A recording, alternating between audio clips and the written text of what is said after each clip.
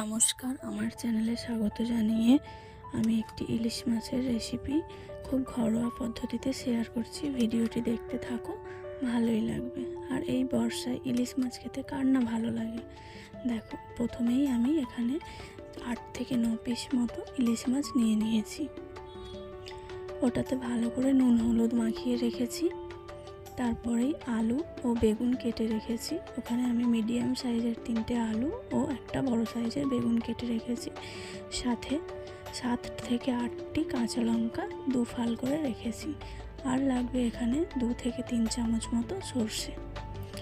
গ্যাসের ওভেনটা অন করে নিয়ে কড়াই বসিয়ে দিলাম এবং ওতে তেল অ্যাড করে দিলাম।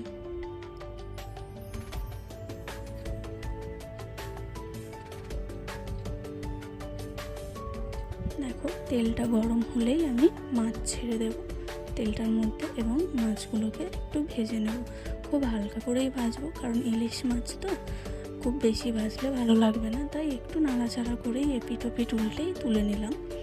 তারপর ওতেই দিয়ে দিলাম ওই তেলেতেই কাঁচা লঙ্কা, কেটে রাখা কাঁচা লঙ্কাগুলো হালকা একটু নাড়াচাড়া করেই কেটে রাখা আলুগুলো আমি ভাজা করে নেওয়ার জন্য দিয়ে দিচ্ছি। দেখো, আলুগুলো দিয়ে একটু নাড়াচাড়া করে নিলেই হালকা একটু ভাজা ভাজা হয়ে এলেই ওতে আমি নুন অ্যাড করে দিলাম। পরিমাণ মতো নুন অ্যাড করে দিলাম। তারপর আবার একটু ভালো করে নাড়াচাড়া করে নিতে হবে।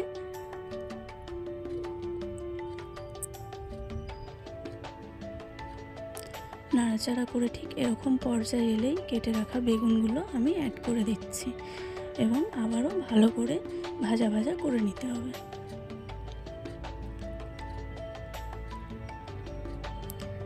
দেখো, এরকম ঠিক একটু হালকা ভাজা ভাজা হয়ে গেলেই, খুব বেশি ভাজা করতে লাগবে না, একটু এরকমই হালকা হালকাই ভাজা ভাজা করতে হবে।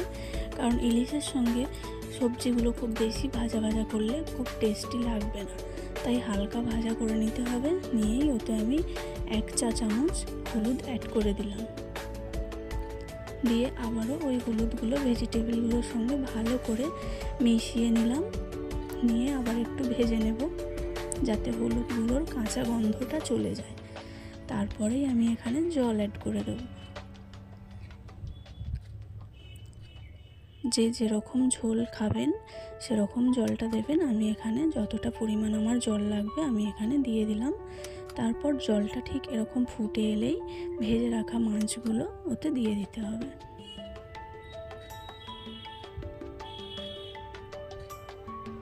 দেওয়ার পরেই কিছুক্ষণ ফোটাতে হবে হাই ফ্লেমে রেখে। তারপরে দেখতে পাবেন আলুটা একটু সেদ্ধ সেদ্ধ হয়ে এলে সর্ষে বাটাটা আমি একটু জল দিয়ে রেখেছিলাম ওটা অ্যাড করে দিলাম। দেওয়ার পরে লো ফ্লেমে একটু ফুটিয়ে নিতে হবে। নিলে রেডি হয়ে যাবে। দেখতে থাকুন কীরকমভাবে রেডি হয়ে আসে আমার এই ঘরোয়া রেসিপিটা। দেখুন, রেডি হয়ে এসেছে প্রায়। আলুগুলো সেদ্ধ হয়ে গেছে এবং অনেকটা জলটা মরে গিয়ে অনেকটা হালকা গ্রেভি গ্রেভি, কিন্তু খুব পাতলা ঝোলও নয় আবার খুব গাঢ়ও নয়। এই পর্যায়ে ওপর থেকে একটু কাঁচা তেল দিয়ে দিতে হবে। দিলেই দেখুন রেডি। দেখতেও ভালো লাগবে ওপর থেকে তেলটা দিলে, আর খেতেও হবে সুস্বাদু। এরকম পর্যায়ে হয়ে গেলেই নামিয়ে নিতে হবে একটি পাত্রে।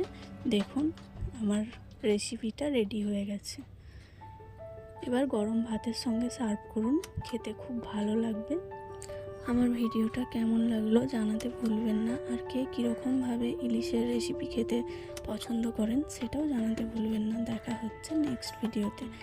লাইক করে দেবেন এবং শেয়ার করতেও ভুলবেন না। সাবস্ক্রাইব